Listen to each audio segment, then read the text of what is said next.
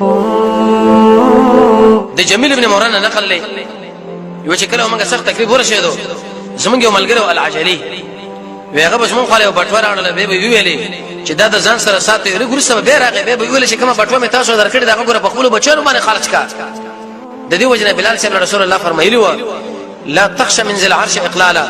یا بلال وې د دې خبره نه مې لري چې د عرش مالک په پتا باندې فقر راولي بلکې مال لګو چې څومره مال لګي غوړه مال زیاتېږي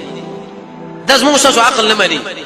سلو په بتور مثال ما سره د یقین ملت خرج کړو نبی پاتې شوي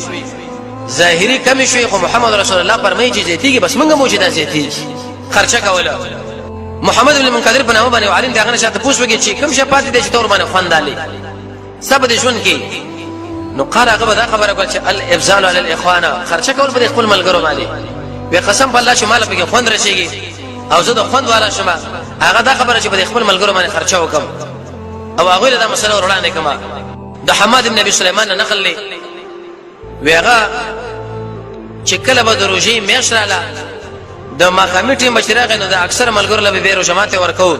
خو چې کله به تور مثال سبا د اختر ورځ راته د څومره ملګری به چې درغه کې د ټول به جامع ورکړي تاسو چې دی لګورئ دی ملګرو د جماعت تنظیم او د خشبه د غلط جامع تنظیم دی له ویلې شي انفاق او خرچه پر خپل ملګرو باندې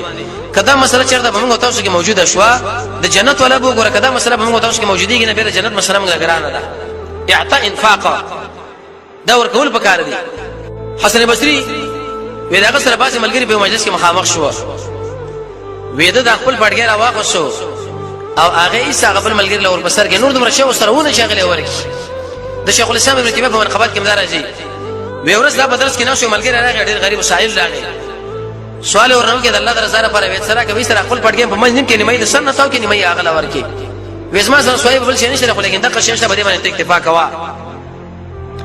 حسن بصري کې دا عادت مشکله ملګری ورته رااله یو لو کې به راويسو د کټلانه به خودل او به ورته ویلې چې دې کې کجوري دي او دا مساج لپاره ذخیره کړی چې زما ملګری کله راشي چې ور باندې خرچه وکم راشه وسمنګ لګورای زمونږ ملګری چې کله راځي نو شته پټو چې لکه پلانې راغی پلانې ته پرې د کده کې 2 منټه کې نیسه به رخصت شي به بدا شي وخورو دا میوه به ورسره وخورو اوس دا دور بخاری باندې موږ راوړی دا دغه په دې ټیم کې دام څومره پر سر باندې نه غودرېدو حسن بصري به دا کټلانه ساتلې و چې ملګری به رااله ویل کده ډیر وخت ما دا شی تاسو له ساتلې او تر څو پورې دارا شو په شریک سره وخورو د شي خوې په ځان کې پیدا کول پکار دي سړی د جنت په طرف باندې روان شي حتی در دې پورې یو ملګری فرمایي دا یزید بن ابي زیاد ویزا عبدالرحمن ابن ابي ليلى من اذ داخل شوی نه مگر چې کله بورل مکه څه خبره به مال وکړي او اخر کې مال طعام راکی د دې وجنه زموږ شاوسته مشرانو مطلب دی وی پیس دی خو بنیز دی معنا دا لکه په خلکو باندې خرچه کوي لیکن برجه تربیت باندې چې تندې پراخي د شي بنې شلکه دا وستراغه او دا څه مسله شو دا محمد بن سیرین له شکل ملګری راغله نو به ویل زما تاسو شي درکم زما په کور کې ډوډۍ دا د قشن سبزی دا ترکاری دا تاسو ورې کورونه کې مشتا خو لیکن زما سره یو شری به شهادتنا وې د شاتیو غبین به راوړو چې هغه بلته استلی شي وینه او په چاړه باندې به د قشن دا قطه کې د ملګر له بری قابونه کې خو د شدا تاسو وسخرای د زمره ملګری خصوصي قدر یې زه ورته کومه حتی د عمرو بن عبید بارک راځي چې هغه ملګرو د نانیرو دراهم پیش کړه کله به د خپل جامع راوي سي هغه به ورکړلې او دا به ویل چې ملګرو تاسو ما ډېر احسان تاسو ما سره ډېر احسان وکړو چې زما کور لاله زما د وجري لاله زما ته پوسه مګو دې شي ما سره نشته چې تاسو درکما الله دې تاسو د بدل پوره کړي حسن بصري نه دا خبره نقل لا یو سړیو چې هغه د خپل یو بل ملګری سره ملګرتوب کړو تقریبا 30 کړه داغه د وفات شوی و لیکن داغه بچو سره به د احسانونه کول او خرچه به ور باندې کولې